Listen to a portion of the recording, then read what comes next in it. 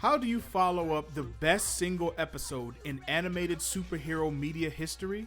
According to Lifedeath Part 2, you do it by challenging the lies we've been told and that we tell ourselves as a society. Also with demons and space battles. Because X-Men. We literally start this episode off with Storm. Her voice is the one we hear on the previously on X-Men part of the intro. Speaking of intro, we also get Nightcrawler added to the introduction scenes now.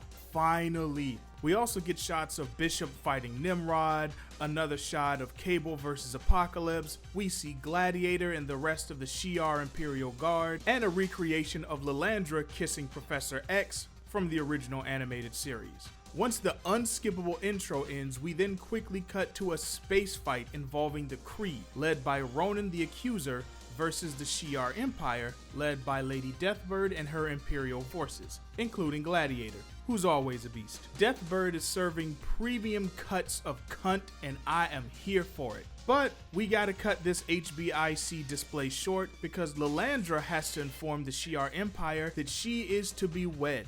Her husband-to-be, none other than Charles Xavier himself. We all knew he wasn't dead, but it's damn good to see him alive. He's rocking an exoskeleton suit that allows him to walk, serving a great purpose other than just making him look extra as hell for no reason. Remember that moment, because it's going to be relevant later. Put a pin in it. I am interested in hearing how the X-Men think Charles is dead though. I understand the general public thinking he's dead, but the X-Men saw him fly away to be healed, so I'm really curious as to why they've been literally acting like he's dead all season. Don't know, but it'll be good to address at some point. Lilandra and Charles then have a chat in this beautiful alien-ass garden. She's well aware of Charles' desire to go back to Earth and be with his X-Men again. She advises him, however, to leave his life on Earth behind and embrace his future as the new Shi'ar Emperor by her side, even dropping a bar about families being like black holes, that when you visit, you risk getting stuck in the spiral of never-ending drama. Girl. Yes. This is the first look we've had at a relationship like this in X-Men 97, and it's a good change of pace from the messy-ass relationships we usually get. It's good to see a nice, mature, calm love, and one that really fits a man like Charles. And it's actually during this talk that we start to see the episode's theme through Charles, and in a few minutes, Storm as well, that of living a lie. Charles is walking around and, well, that's it, he's walking. His exoskeleton gives off the illusion that he's in peak physical condition, like how FDR always wanted to give the appearance of being fully mobile after being paralyzed by polio. Either way, Charles is essentially playing pretend, and all of this is coming at the cost of being able to go home. At the same time on Earth, Storm is living the lie of being a normal human. Yes, her case is different since she actually lost her powers versus Charles, who just hasn't had a reason to use his for a while, but there's more to it than that. Speaking of Storm, let's go ahead and head down to Texas. Storm is tending to Forge's gnarly bite wound while arguing with the adversary, who's just chilling up in the upper corner of the room, egging Storm on, telling her to let Forge die. You will not break me. But I can fix you. Forge made his bed. Let him die in it. All lives deserve saving, even his. She's the mother. She is Mother Earth. She is Mother Gaia. She is your mother. Storm is trying to stay resilient, but the adversary is having a much stronger effect on her psyche than she wants to admit. The adversary turns the terror up a notch with some more demonic-ass visions, paired with some classic claustrophobia for good measure. I do not fear death. I know. That's why you rush to play dead. You fear living. As you said to Jean, I have wondered what it would be like to be human. It is a tempting daydream. I was so tired. Is that why you fear your power? Sought refuge with this monotone family? Enough. Forge comes in for the save, wielding some very Doctor Strange-esque rune circles and chanting to banish the adversary to the desert. He's using this by way of a mystical book left behind by his mother. Now, if all this seems to come out of nowhere, that's basically because it does. The comics go into much greater detail about the adversary and the ongoing efforts of Forge's people, the Cheyenne, to keep the adversary at bay. But here it basically gets summarized as, yeah, my mom practiced some magic and left me this book, and I also know about this plant which is also magic, and it's the only thing that can heal me because the evil owl bite is killing me. Speaking of which, this thing is looking worse by the minute, pus and all. The body horror is relatively light in this episode, but still it's good and gross. But getting back on topic, you could say that his reaction to seeing the adversary was proof that he was at least familiar with the demon, but that's about it. I did mention this in the episode 4 recap that he is a key villain in both the stories of Storm and Forge. The Cheyenne have been fighting the adversary for centuries, but knowing this didn't stop Forge from summoning him to take revenge for his fellow fallen soldiers during the Vietnam War, which explains why he's so dedicated to stopping him. During his first encounter with the Xmen, the adversary tricked Storm into attacking Forge before sending both of them to another dimension. Insert DBZ dub joke here. But it didn't end the way he thought it would, as Forge used this time to get closer to Storm and combined his knowledge of magic and technology to restore her powers. And we actually covered a major fight he had with Storm and Black Panther in Wakanda in my video addressing the question of whether or not Storm is a goddess. Feel free to check that one out after you finish this video. Forge says he doesn't want to be alone if things take a turn for the worse while Storm is fetching this cactus, so he goes with her. His vulnerability here is something I really like about this storyline. What I don't like is how Storm refers to him as my love. We've only spent 10 to 12 minutes of total runtime with these guys together, and that's just nowhere near enough time for us to be invested in them as a couple. Not to say that they don't have chemistry or that we can't see them being together. I mean, I know whirlwind romances are a thing, but this is ridiculous. But let's take a break from the Earth side of things and check back in with old Chuck in space, who's getting some good grilling along with Lilandra over their upcoming marriage. Araki, a member of the council on Shi'ar, puts it relatively nicely. But then Lady Deathbird shows up and, as Charles puts it, says the quiet part out loud, leading to one of the best lines ever spoken in anything ever. Xavier would see his Milky Way ghetto become our new throne world. This shit has been a meme in our entire culture forever, and I love the fact that it has been further immortalized in X-Men 97. Deathbird then goes on to invoke a rite of passage that has Charles prove his loyalty to the Shi'ar Empire. Charles must have his mind wiped of all connection and memories to Earth, and Lilandra has to be the one to wipe his memory. She issues the challenge and then just flies off because she's peak petty. Then we cut to Charles and Gladiator having a little philosophical debate while observing a statue of two Shi'ar gods who, according to myth, came from different cultures to join hands in marriage. Gladiator says they represent the power of the Shi'ar Empire's ability to unite peoples through its rule. But Charles pushes back and says, how can something be united if one half has to be sacrificed for the whole? Lilandra then cuts in and pleads further with Charles to let Earth go, because the people on Earth treat mutants like absolute crap.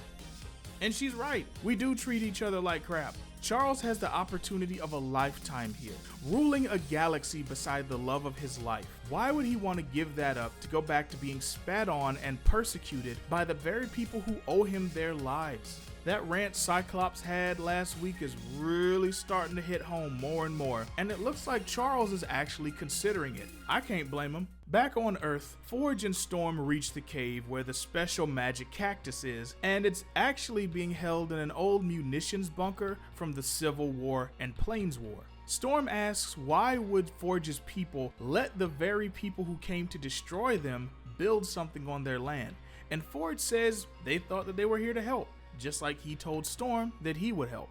Once again, Storm and Forge connect through their mutual feelings of pain and shame. Forge calls himself chum in the self-loathing waters, blaming himself for bringing the adversary to Storm. But she just throws herself in those waters as well, flat out saying that she is better without her powers.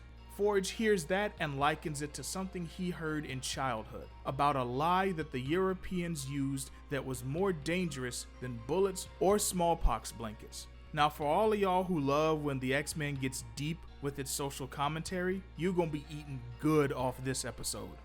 The lie that Forge is referring to here is severalfold. In a society of oppressed and oppressors, one of the most potent poisons is the lie that the oppressed deserve or are better off in their oppressed state. That's the lie that was fed to African slaves and their descendants, saying that they were better off in America than in the quote-unquote wild jungles of Africa. This was the lie that was fed to black people post-Reconstruction, that life under Jim Crow was a good thing for them. The lie of separate but equal. And of course, this is the lie told to Native Americans about how Europeans had been sent by God to save them from their quote-unquote savage ways, and that making them live on reservations after centuries of genocide was a kindness.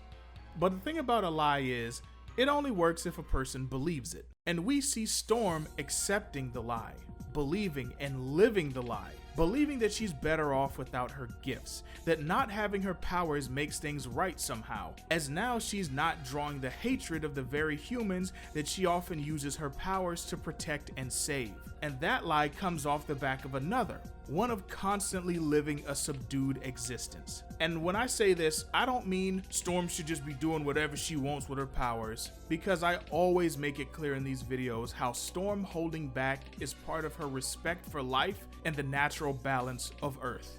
But that's not the lie she's living. No, this was the lie that she is better off as human.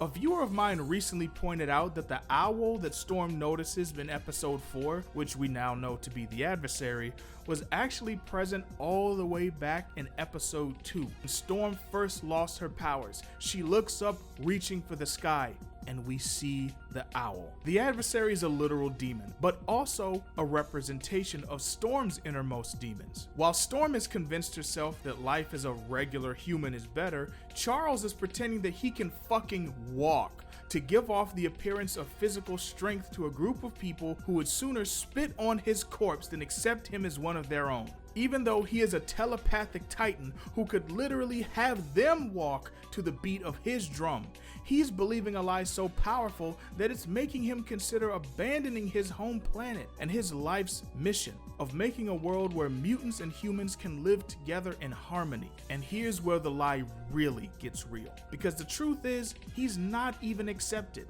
What did Magneto say in episode 2? Oh, to play by their rules, and still they come for you. He must assimilate, or risk rejection and possibly violence. Now, doesn't this sound like a familiar song and dance? How many atrocities in our history are the result of the wrong people existing in the wrong way by not living the lie? The first half of 20th century USA alone is drenched in the blood of black people who were too prosperous, too social, too confident, or too demanding of freedom. They went against the lie, and so they had to die. The Tulsa Race Massacre, the Red Summer of 1919, Rosewood, the murder of Emmett Till, the bombing of 16th Street Baptist Church, and that's just one group of people in one period of time. This video would be 10 hours long if I went through all the ways this lie has affected this nation, let alone the world and all the people who live in it. And yet it's put brilliantly here in X-Men 97. And if you think that was good, hold on to your asses. Charles begins to undergo the rite of passage. He kneels and is asked by the council if he renounces Earth. He says he does. Then he's asked if he renounces the X-Men. He doesn't answer. He's asked again, do you renounce your X-Men? And before he can answer, Deathbird shows up. She does not want Charles to be one of them. Charles is inferior. Not only is he a human, but he's a mutant. So a fight breaks out. Gladiator rolls up on Deathbird and socks her ass good, knocking her into a wall to keep her from getting close to Charles and Lilandra. Now, I think that was beautiful, but Charles didn't think so. He looks on as the entire assembly devolves into a civil war, and he's just like, I ain't no fighter, but I don't need to be. Bitch, I got these mind powers. And in one conscious thought, he assembles everyone in front of him in a classroom setting in the psychic plane. Class is now in session. Also, before all this happens, Charles calls Deathbird dramatic while wearing this. Fucking this. God, I love this show. As Charles begins today's lesson, it immediately cuts to Storm, because what Storm's going through is a microcosm of the very lesson that Charles is giving. Storm is making her perilous journey deep into the cave to retrieve the cactus, climbing deep into the tight cavern that it resides in. She ends up dropping her flashlight, and this is our cue that shit is about to hit the fan. The adversary pops up, ready to feast on Storm, who is beside herself with every negative emotion known to mankind and probably a few new ones. The adversary offers Aurora one chance to free herself as the walls close in on her. Accept the lie, live the daydream, and play dead. And then it happens. Submit, and I will save you and let you live your tempting daydream. No, you demon. The Executioner's neutralizer was not the only weapon tamping down my gifts. There was that lie, and I believed it. Believe the lie. Play dead, or humanity will thunder down upon you and your kind. You all are an echo of who I am. So let them thunder, for I am lightning! This was the final key to open the final door separating Aurora from her true nature. The door to the prison that kept her abilities locked up in their downtime has been swung open. Her transformation scene is terrifyingly beautiful, both majestic and almost primal. It's giving Sailor Moon and Dragon Ball Z all at once, as she rockets out of the cave, with her ends and edges restored to their former glory, all the way to the upper limits of Earth's atmosphere, donning a new outfit, new but old. Her Weather Witch costume from her earliest years make their animation debut proper, from the crown to the boots, a perfect recreation. As her iconic theme plays in the background, she soars through the clouds before free-falling back down to earth, stopping to fly playfully among a group of galloping horses. She flies through caves, over bodies of water, catching her fetching reflection and loving every bit of it. Now this is all beautiful on the surface, but let's get deep again for just a second.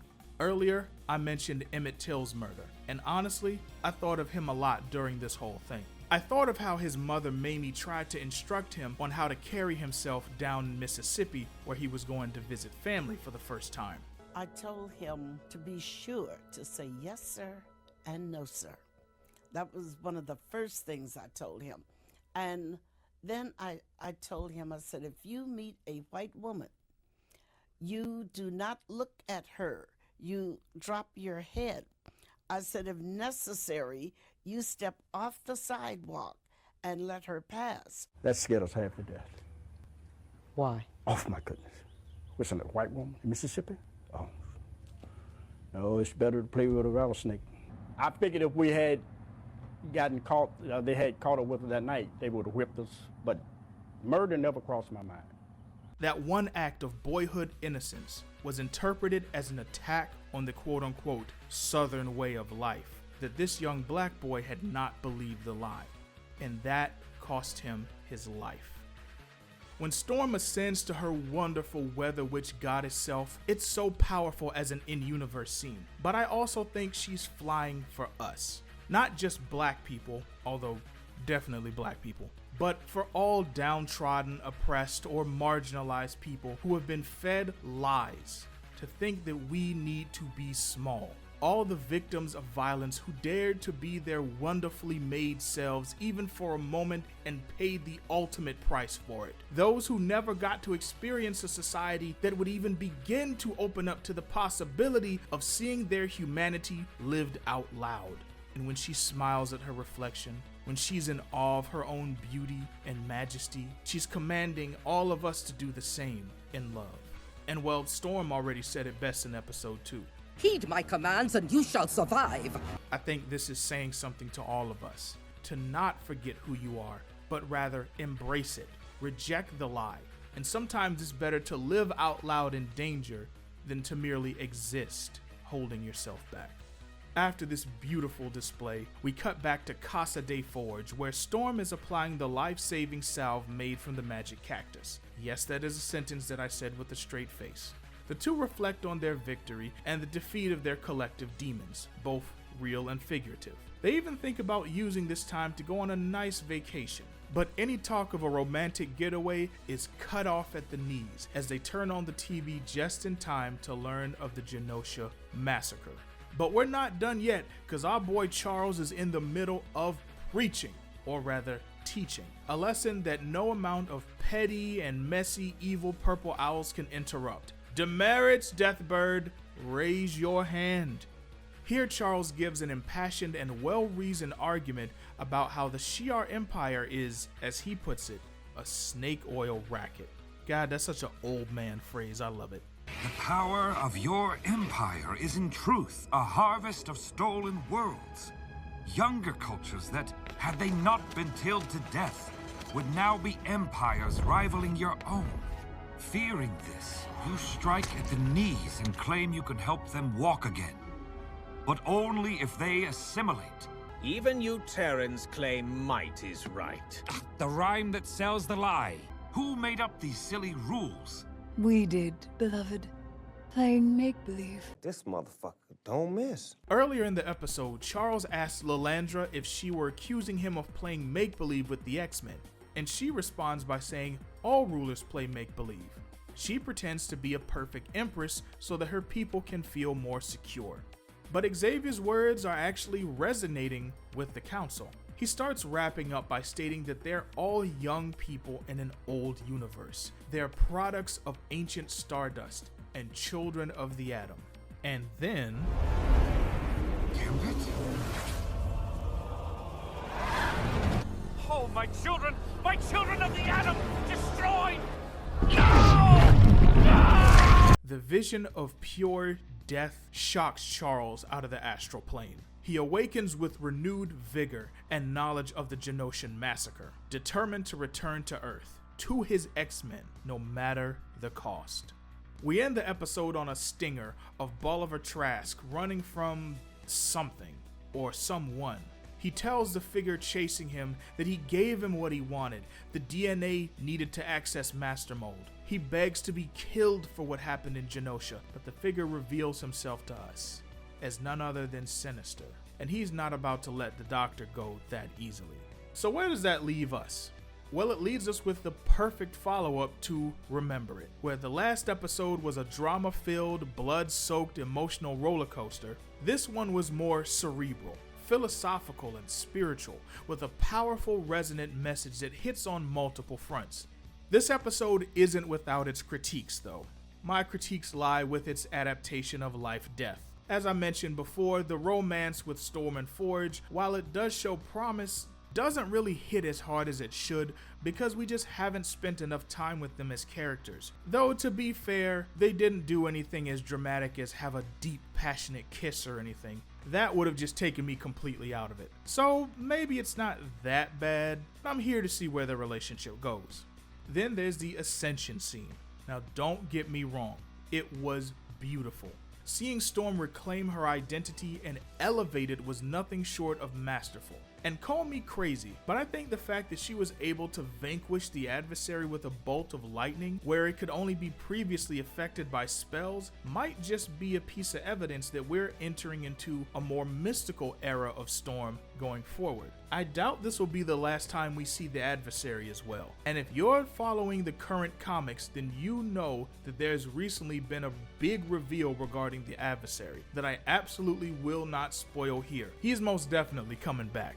And hopefully, Storm has brushed up on her magic by then and has learned how to consciously utilize it in her power set, because she's gonna need it. But as wonderful as that scene was, I still would have rather them not rush to get Storm back to her powerful state so fast. Yes, she has been without her power since the end of episode 2, but most of that has happened off camera. Not only that, but a crucial part of Storm's development was seeing her stand on her own without her powers in the comics, to the point where she straight up led the X-Men without her powers. Now that's some boss shit. That's just some boss HBIC shit, certified grade A. I would have liked to see a little bit of that in this show, and maybe this is the best way to adapt Storm's life-death story arc in the current narrative, because there's so many other things going on. Fitting a proper life-death arc in the midst of all that might not have been the best move for the season overall, even if it would have given us a fuller, more complete arc for Storm. It at least worked for what we got. Maybe it's something better left for, say, the movies, or if Storm ever gets her own solo series. And from what we've seen so far, this writing team is as solid as it comes. But one day, I want my proper life-death story, even if I gotta write it my goddamn self. But those are my thoughts on X-Men 97 Episode 6. What are yours? Let me know in the comments below, and then click on this video right here to get you some more Weather Witch goddessness in your life. And until next time, you already know, pimpin', keep simpin'.